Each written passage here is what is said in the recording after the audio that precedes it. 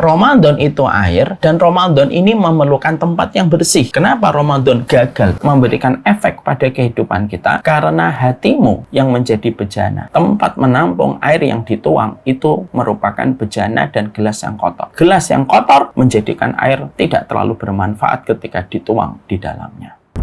لبيك اللهم لبيك لبيك لا شريك لك لبيك لبيك الحمد والنعمة لك والملك لا شريك لك.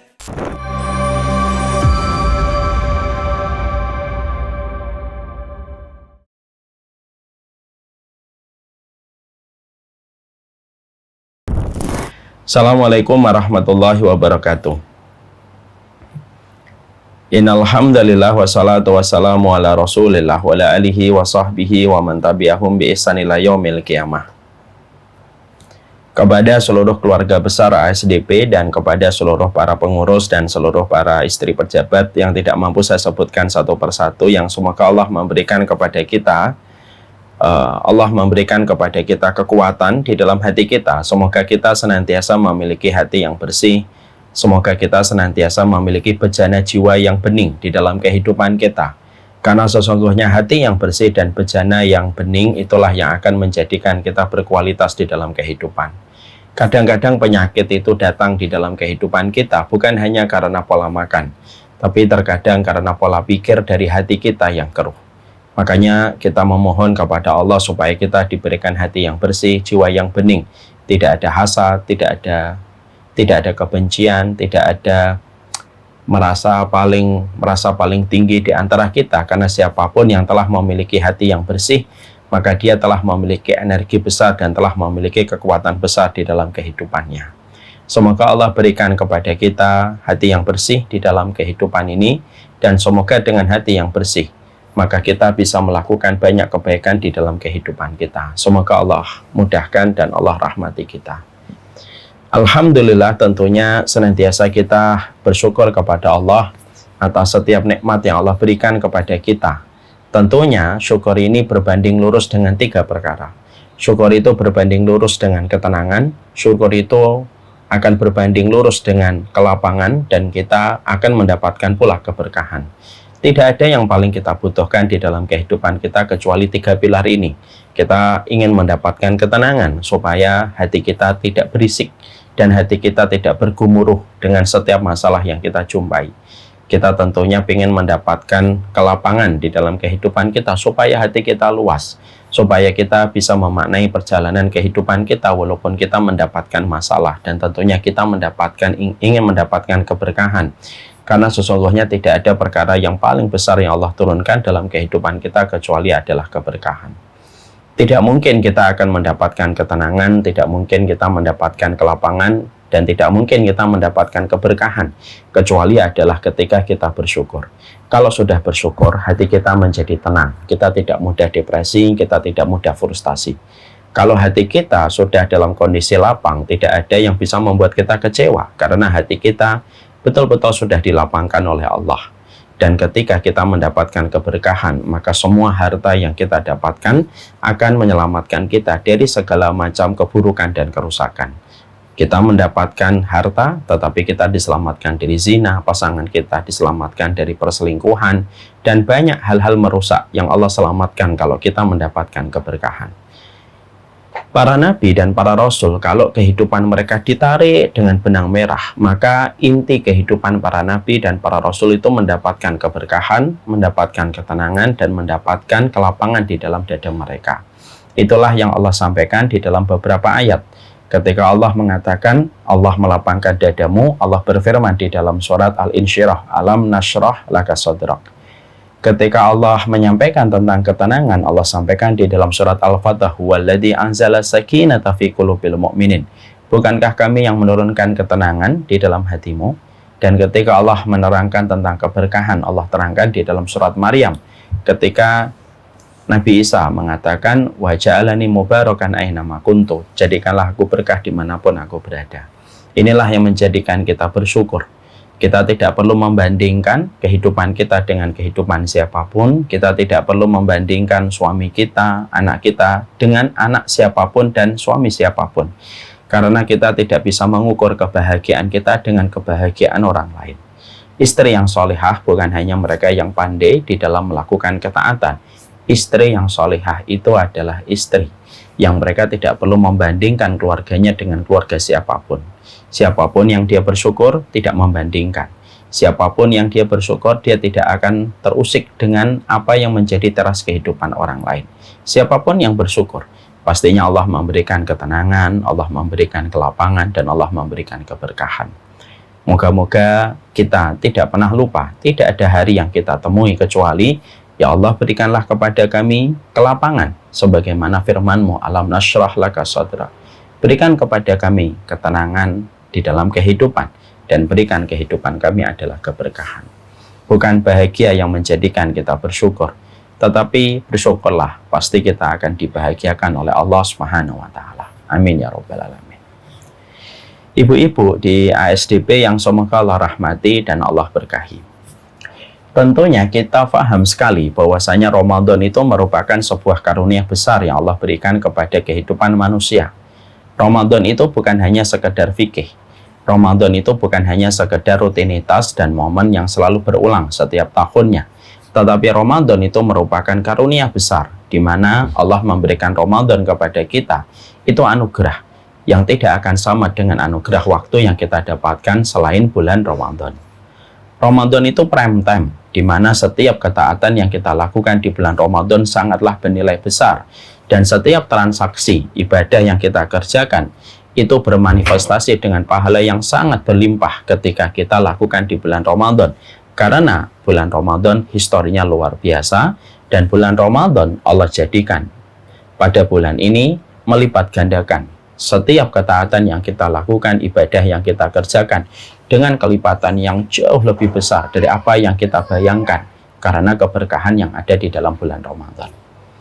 Makanya akhirnya inilah yang disebut dengan prime time-nya kita melakukan ibadah dan melakukan ketaatan.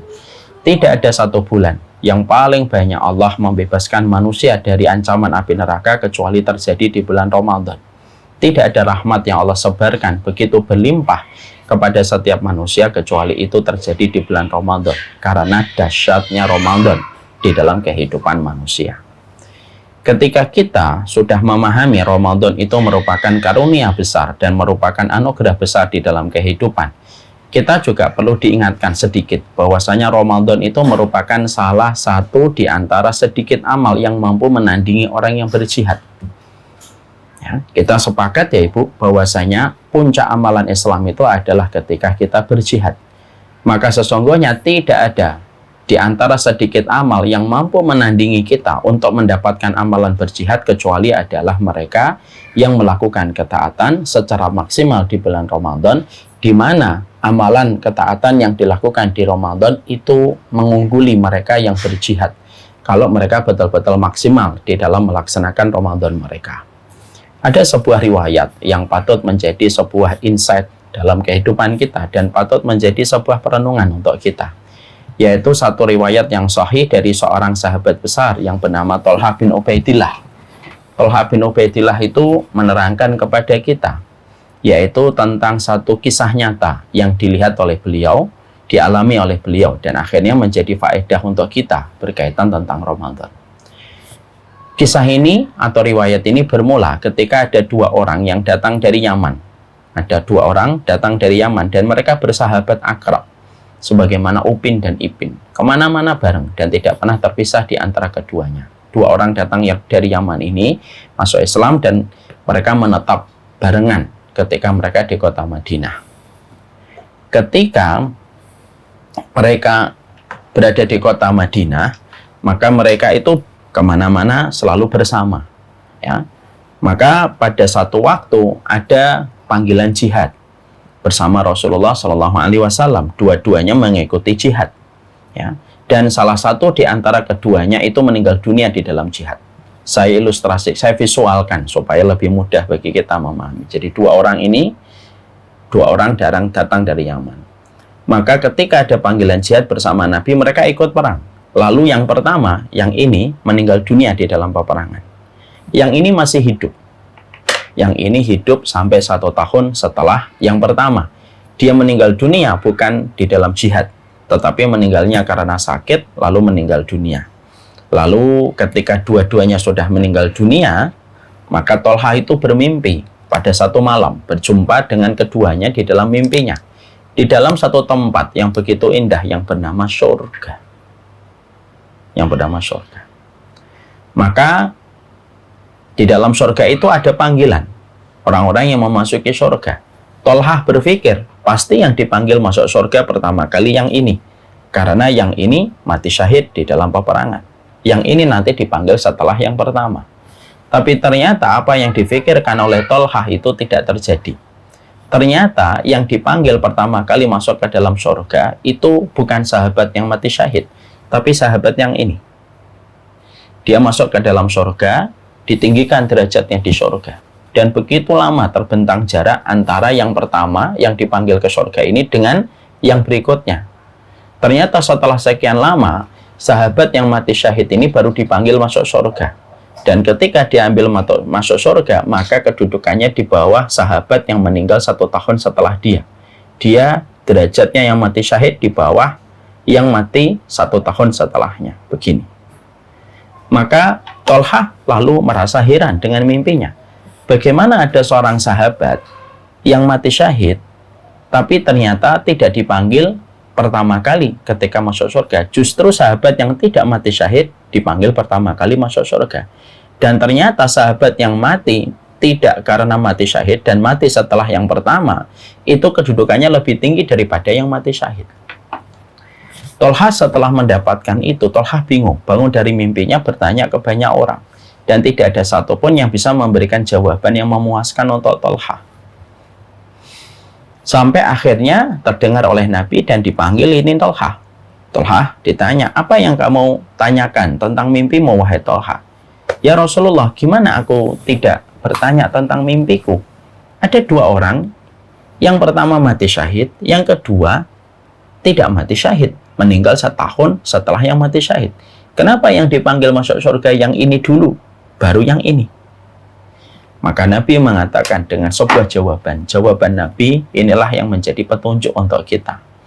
Jawaban Nabi mengatakan, bukankah sahabat yang mati 1 tahun setelah sahabat yang mati syahid, dia mendapatkan tambahan 1 tahun? Betul. Waqad adraka bi Ramadan, dan dia mendapatkan tambahan Ramadan sebanyak 1 kali. Betul ya Rasulullah. Dan dia mendapatkan tambahan sholat selama 1 tahun. Kata Rasulullah, kata Tolha, betul ya Rasulullah.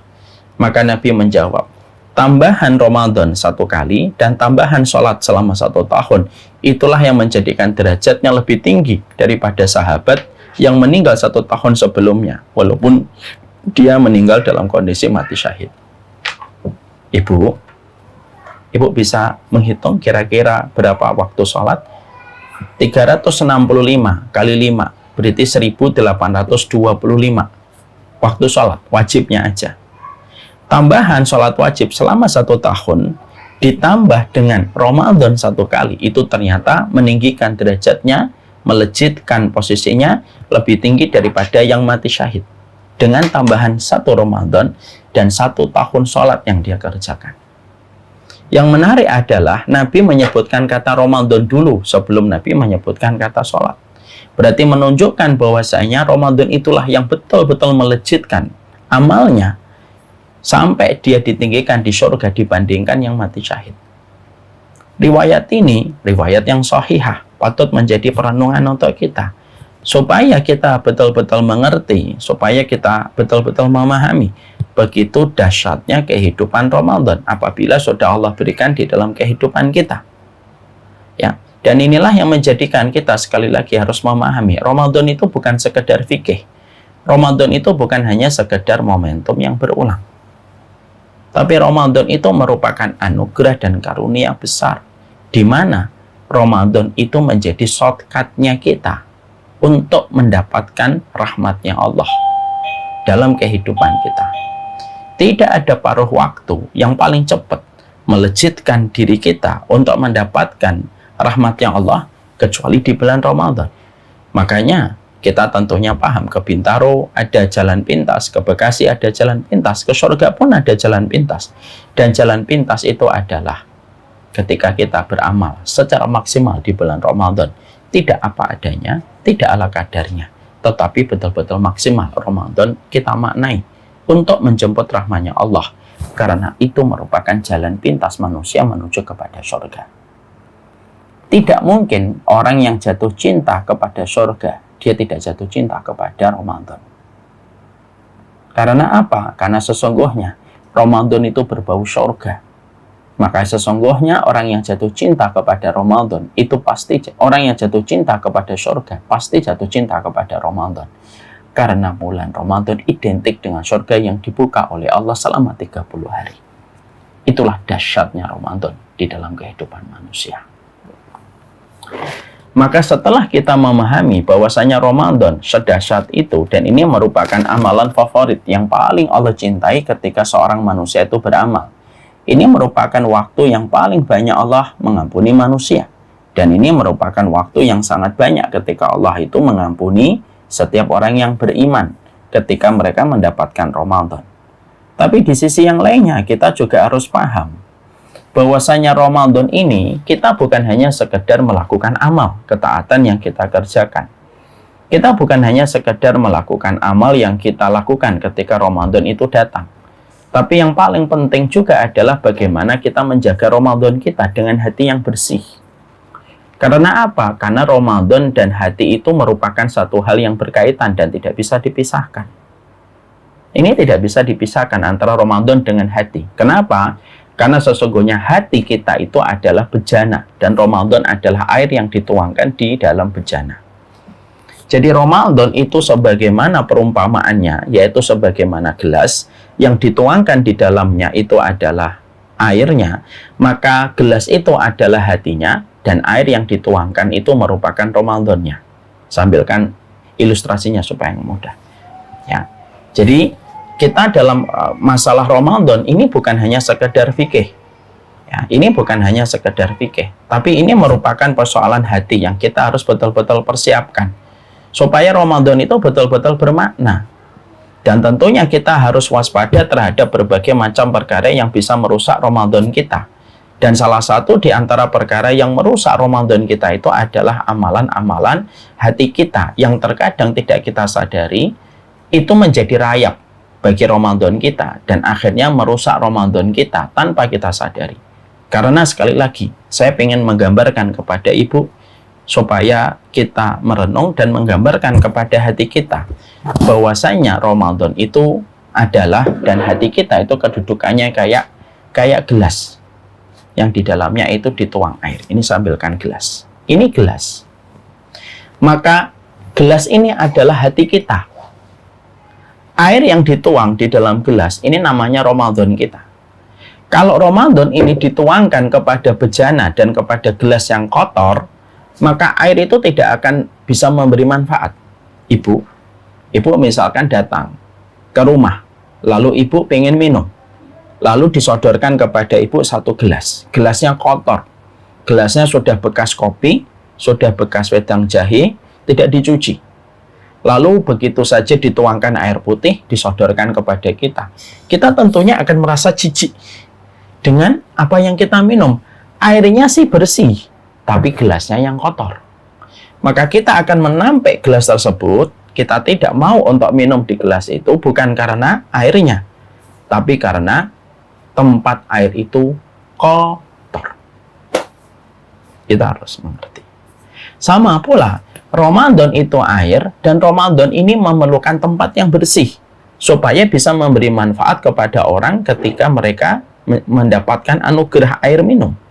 Kalau kita hanya bersemangat ketika menyambut Ramadan, ketika Ramadan itu merupakan amalan besar, memiliki keutamaan yang gede, tapi kita tidak mempersiapkan hati kita sebelum Ramadan itu datang, kita khawatir hati kita yang disebut dengan bejana, yang kotor, lalu menyambut Ramadan, maka Ramadan tidak memberikan efek kebaikan dalam kehidupan kita.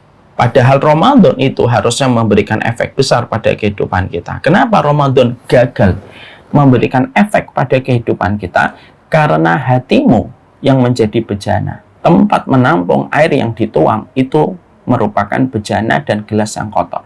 Gelas yang kotor menjadikan air tidak terlalu bermanfaat ketika dituang di dalamnya. Nah, inilah yang menjadikan kita betul-betul pada kondisi ketika nanti menjalani Ramadan, salah satu yang kita perhatikan bukan hanya urusan sholat tarawih kita. Yang kita perhatikan bukan hanya urusan zakat yang kita bayarkan ketika kita membayar zakat fitrah. Yang kita perhatikan bukan hanya buka dan sahur kita, tapi yang kita perhatikan itu hati kita.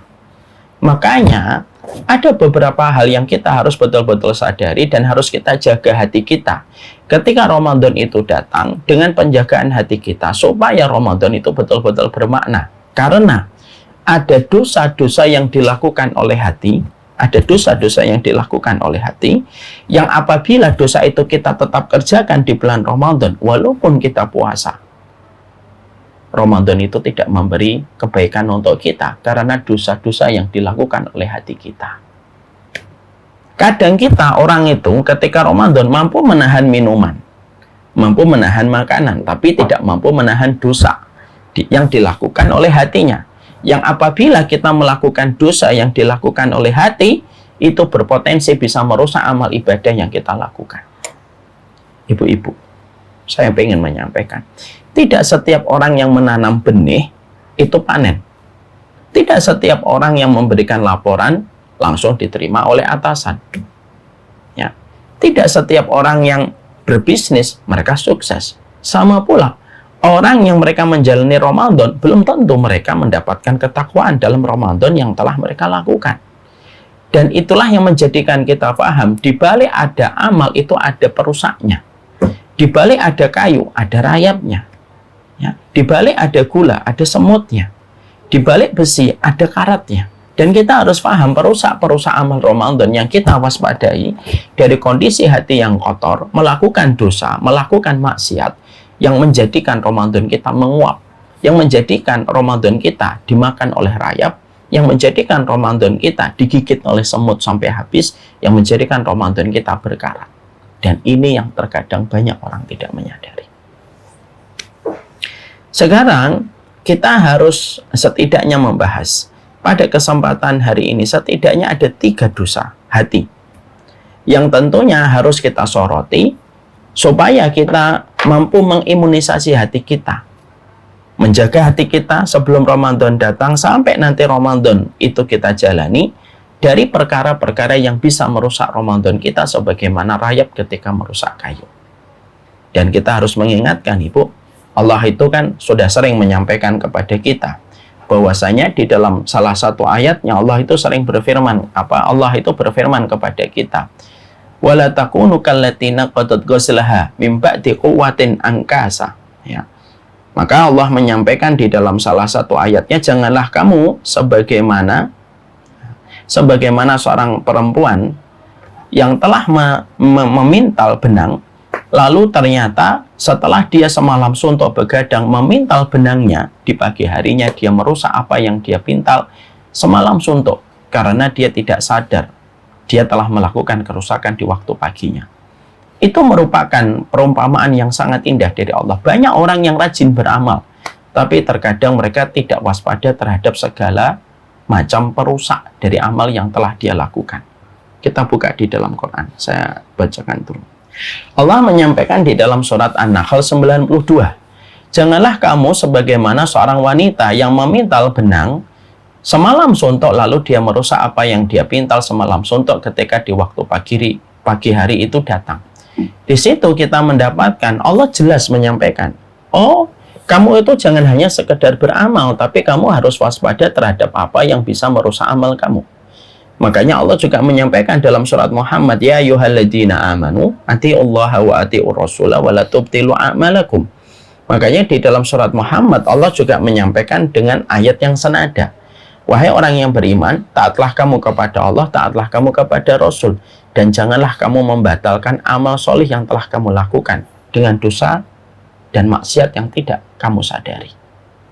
Nah, inilah yang menjadikan kita akhirnya pingin untuk menyambut Ramadan bukan hanya berapa kali nanti kita targetkan untuk khatam, berapa kali kita nanti akan itikaf, tapi kita juga menyambut Ramadan kita dengan kewaspadaan dari dosa-dosa yang dilakukan oleh hati yang tidak kita sadari.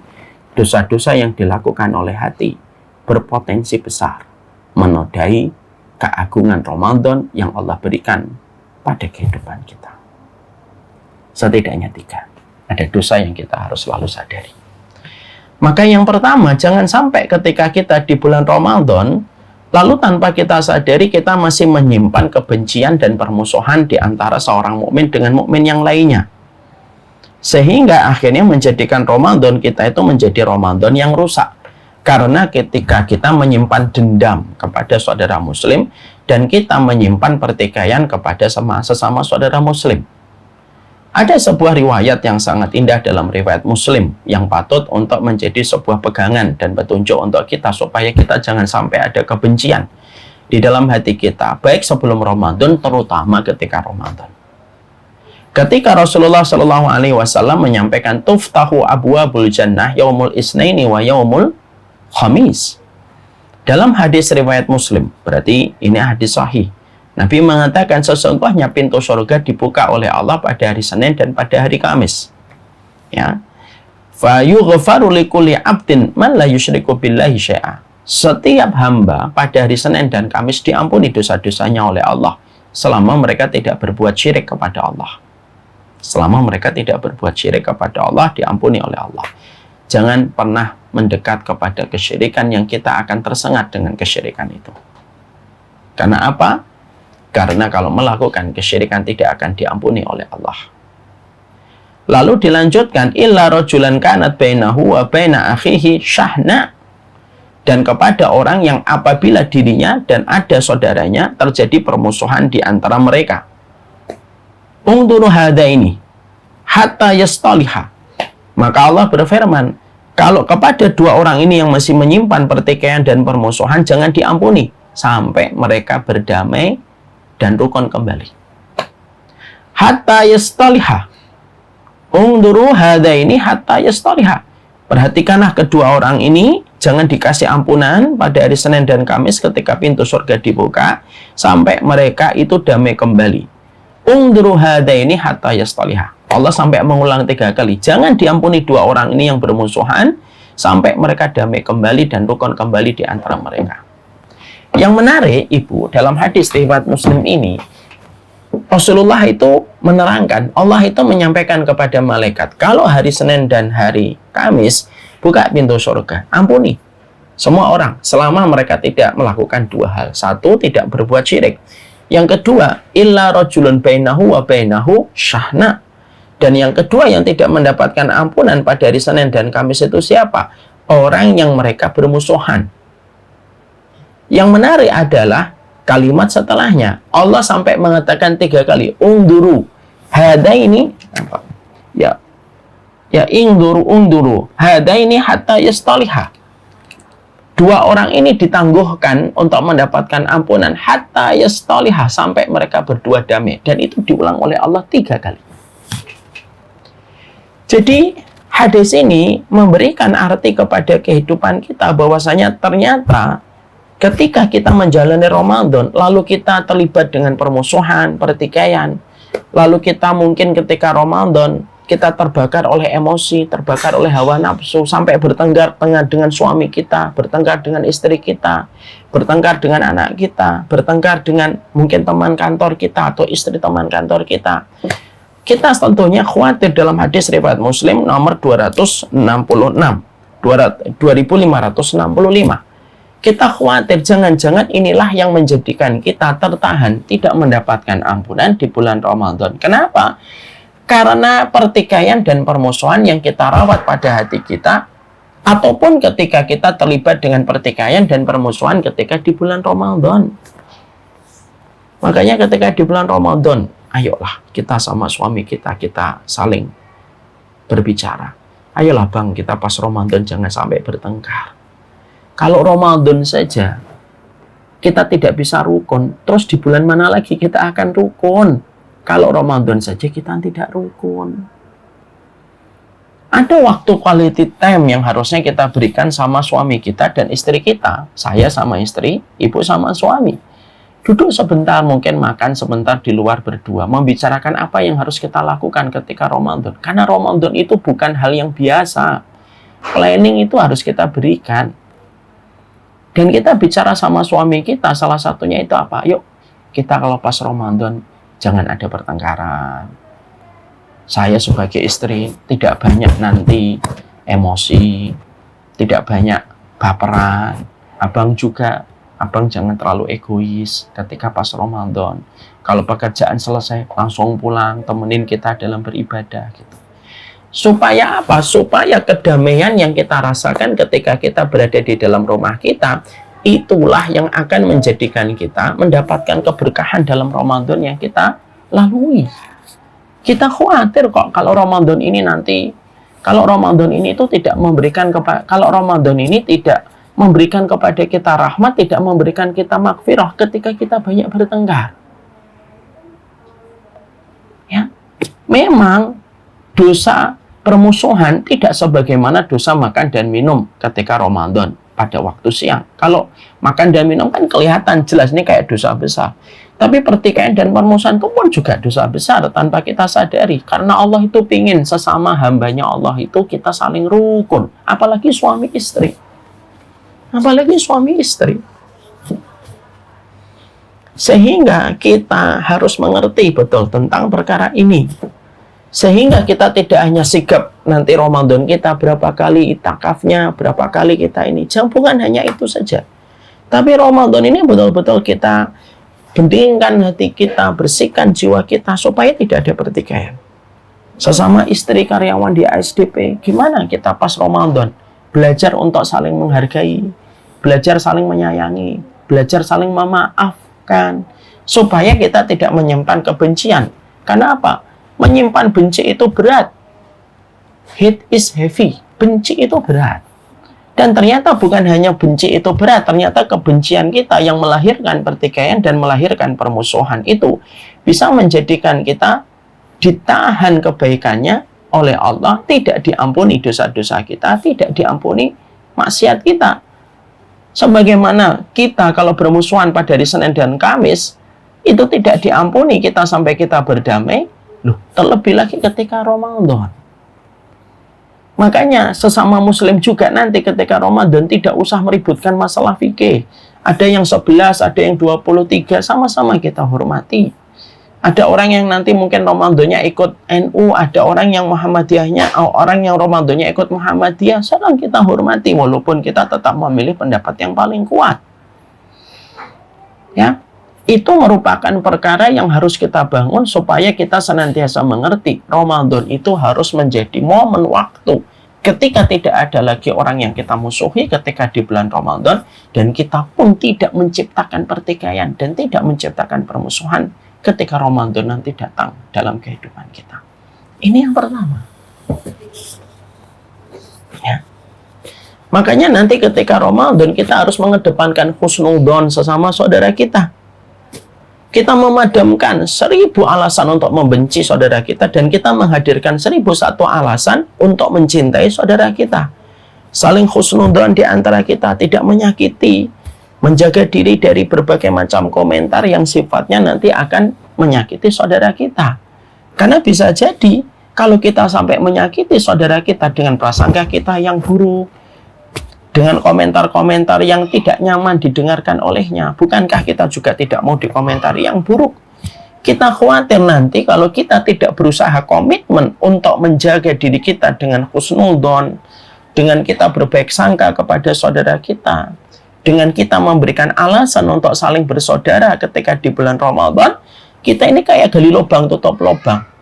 Kita mendapatkan pahala puasa ketika satu hari kita tidak makan dan minum, tapi pahala kita dibayar untuk membayar semua kemaksiatan yang kita lakukan ketika kita membenci saudara kita. Ketika hati kita tidak ada husnudzon, ketika hati kita menikmati permusuhan, ketika hati kita menikmati pertikaian, dan kita harus ingat, tidak ada yang menikmati permusuhan kecuali adalah setan. Dan semoga kita tidak menjadi setan dalam bentuk manusia. Ya. Ini yang kita harus memahaminya. Ya. Kita tentunya harus paham, tidak ada manusia yang paling menginginkan kita untuk terus berdamai di antara hambanya Allah kecuali adalah Nabi Muhammad. Makanya salah satu di antara sabdanya Nabi adalah wa kunu ibadallahi ikhwana. Makanya apa yang dikatakan Nabi, wa kunu ibadallahi ikhwana, jadilah hamba-hambanya Allah yang saling bersaudara.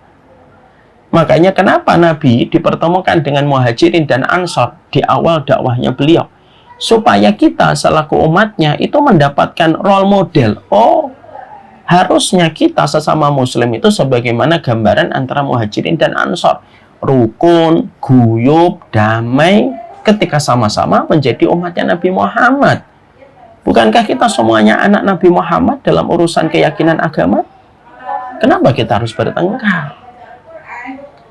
Sehingga kita pada kehidupan ini tidak menikmati setiap permusuhan yang terjadi di antara sesama muslim. Makanya kita harus paham, setan itu tidak pernah berputus asa untuk menjadikan patung kembali disembah di kota Mekah. Setan itu sudah berputus asa untuk menjadikan patung kembali disembah di kota Mekah.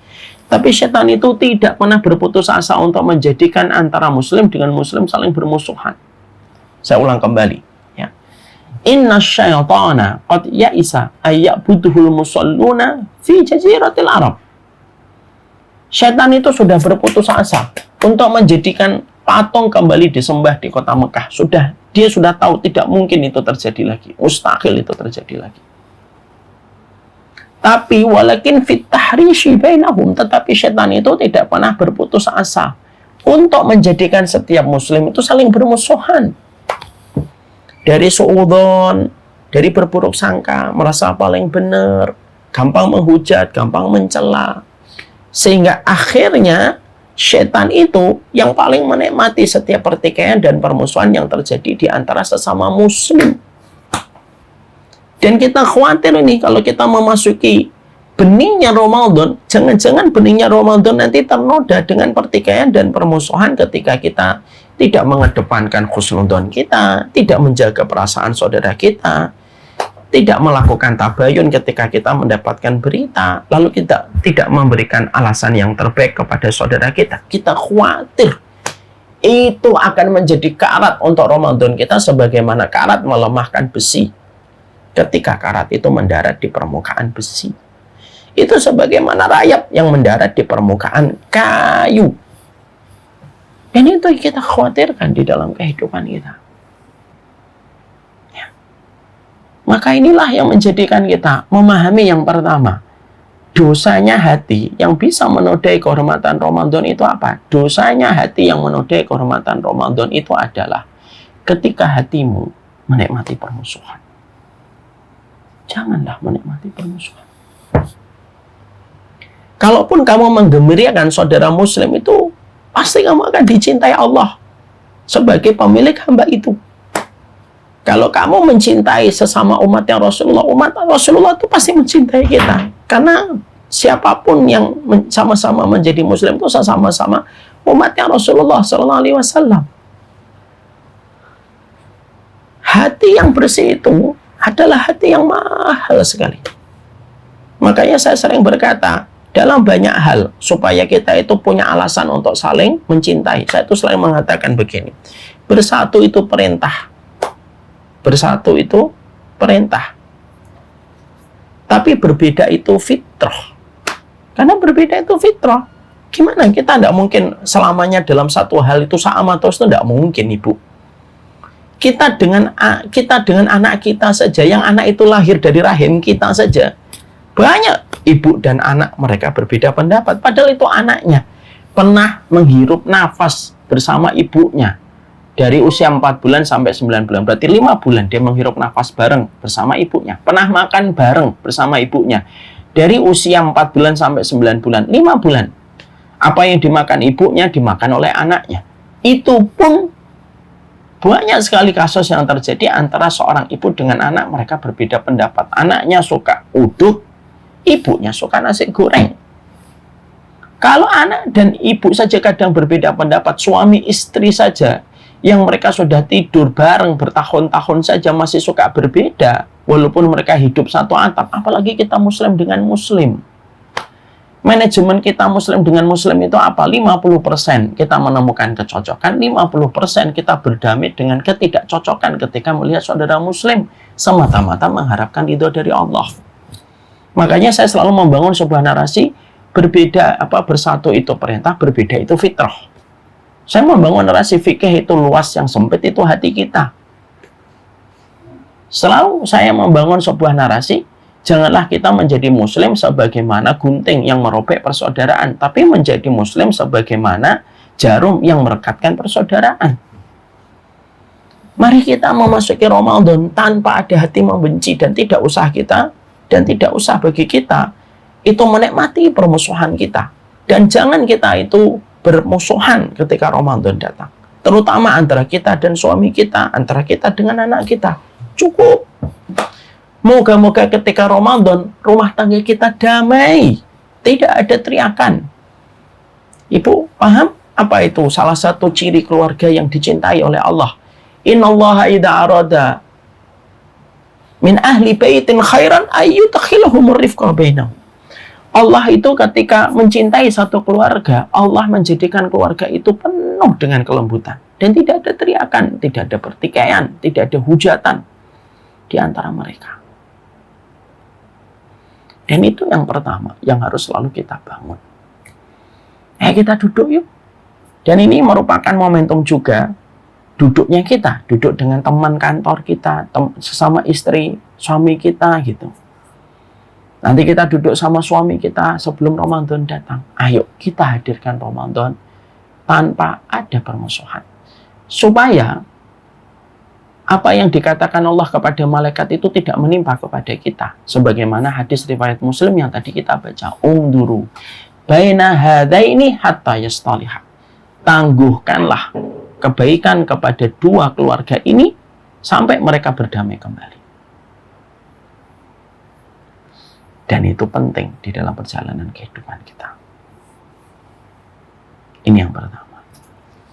Yang kedua, yang senantiasa kita harus bangun pada kehidupan hati kita sebelum Ramadan itu datang, yaitu adalah bagaimana ketika Ramadan nanti datang pada kehidupan kita, kita jangan sampai memiliki perasaan jumawa, sombong terhadap amal yang telah kita perbuat dan amal yang telah kita lakukan.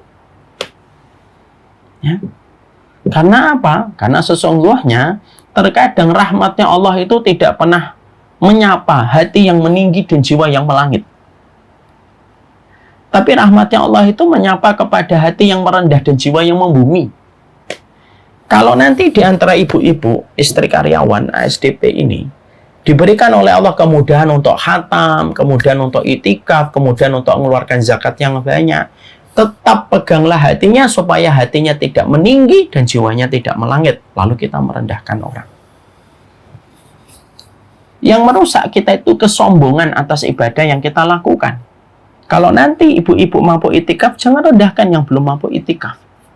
Kalau ibu-ibu mampu untuk khatam 5 kali, jangan rendahkan mereka yang khatamnya 1 kali.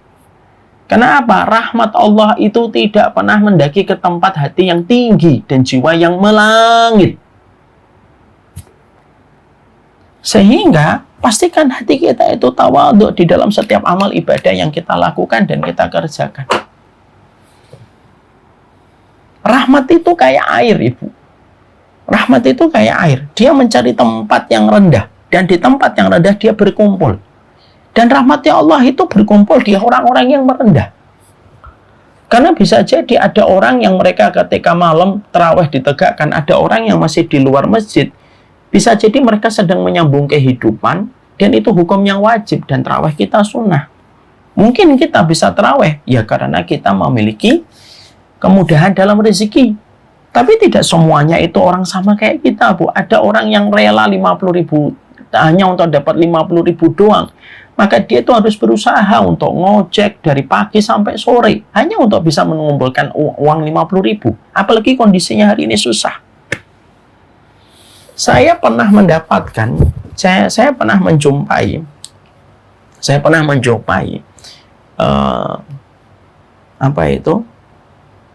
Saya pernah menjumpai satu tukang ojek. Ketika saya naik ojek pada waktu ada satu acara dakwah, qadarullah macet parah, saya turun.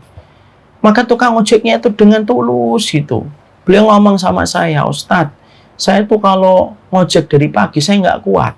Saya takut batal. Saya biasanya ngojek itu jam 2:30, 3.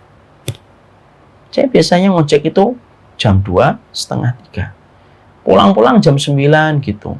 Kenapa saya pulang jam 9? Karena minimal saya harus membawa rezeki itu 70 sampai 75 ribu supaya cukup anak-anak saya. Anaknya 2 atau 3, saya lupa.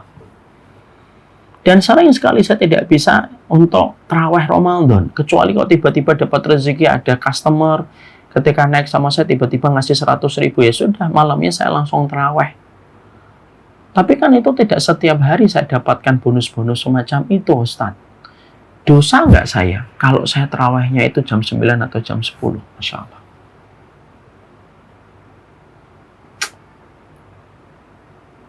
Saya itu hampir nangis itu.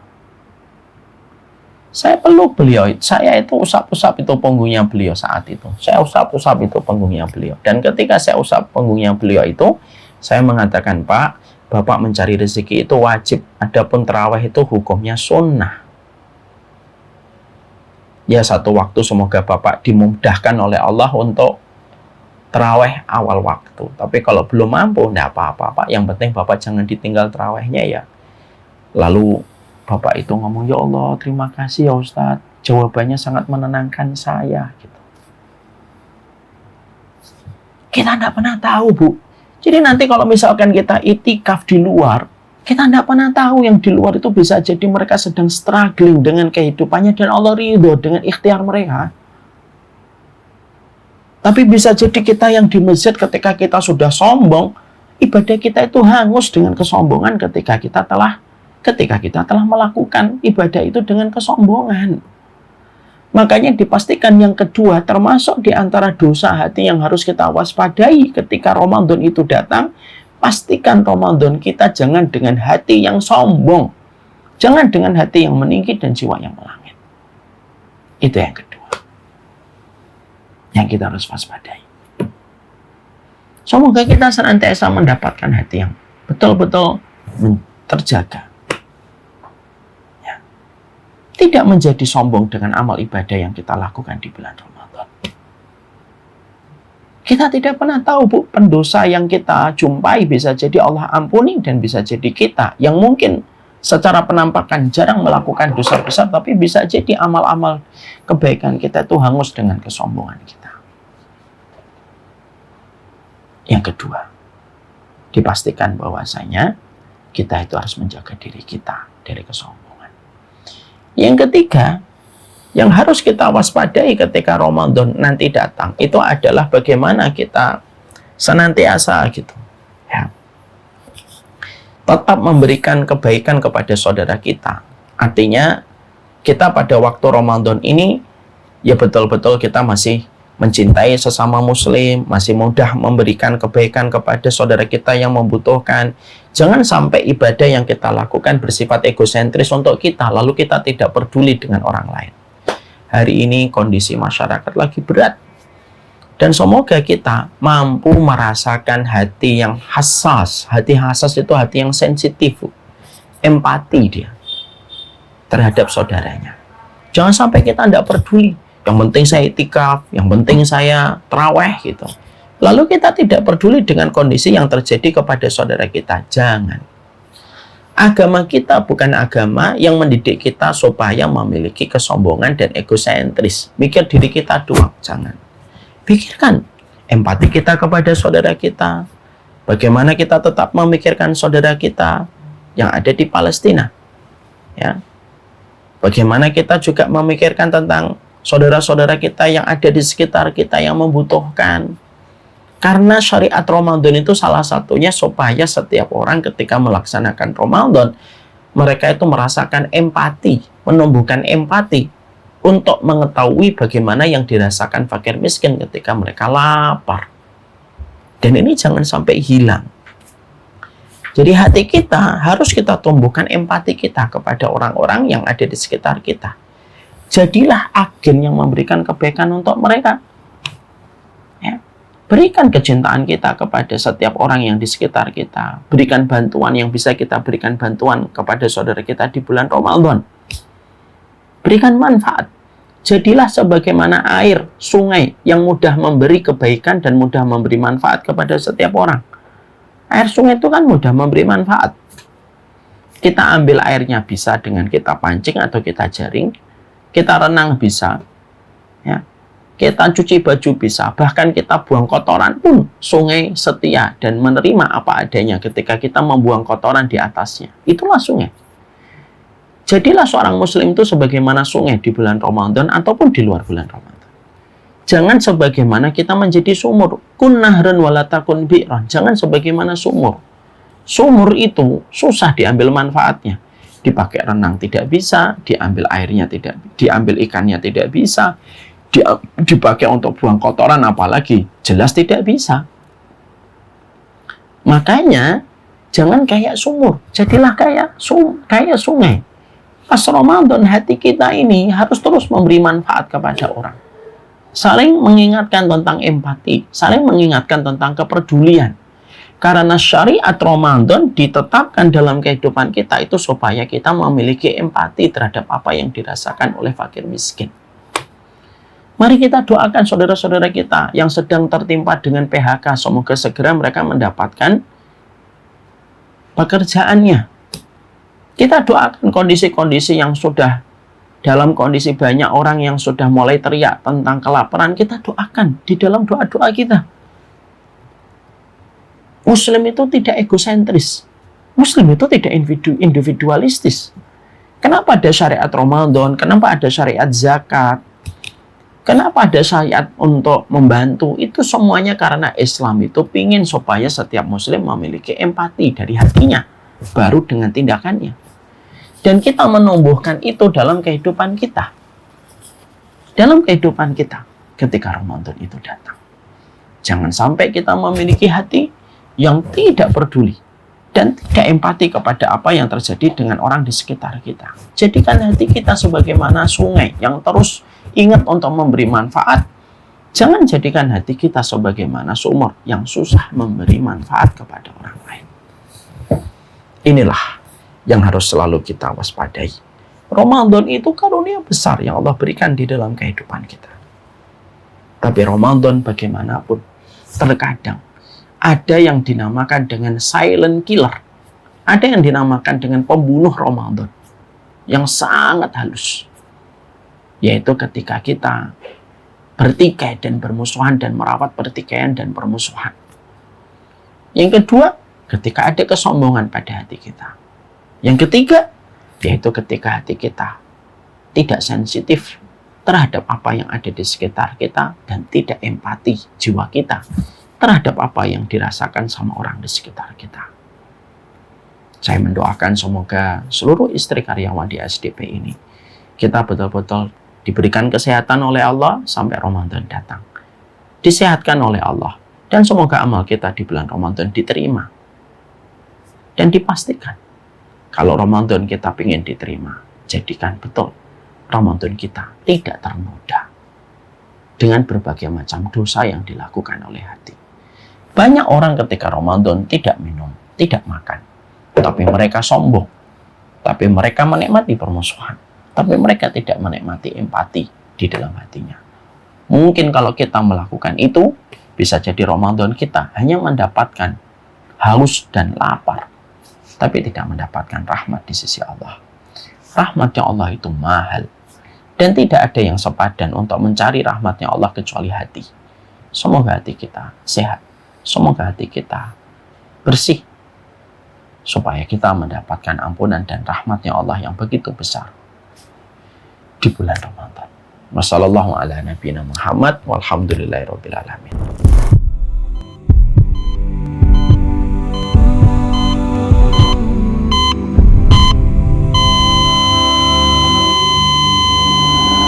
There's a pathway to peace if you want it. But the street is surrounded by thorns.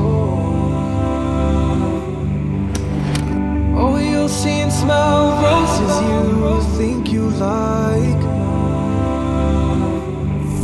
but they're only there so you stray from the course.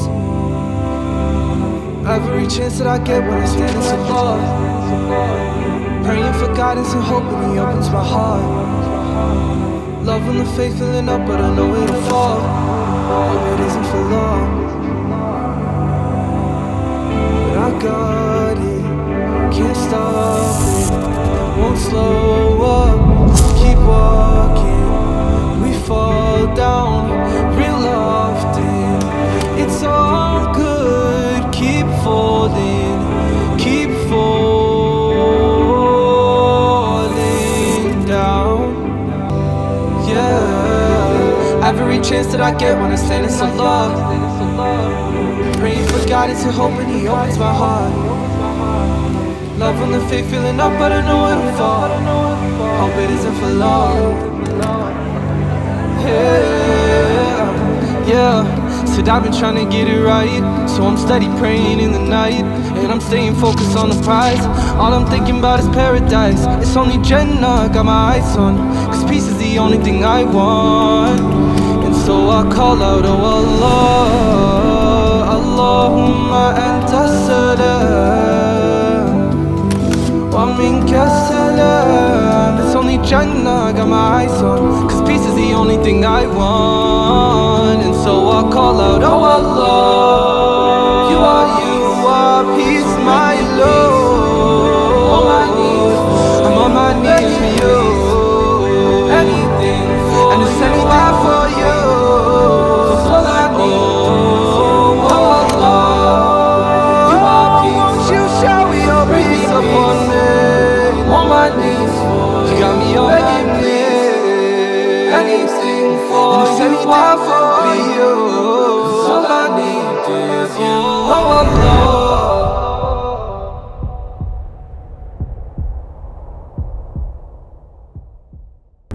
لبيك اللهم لبيك لبيك لا شريك لك لبيك لبيك الحمد والنعمة لك والملك لا شريك لك.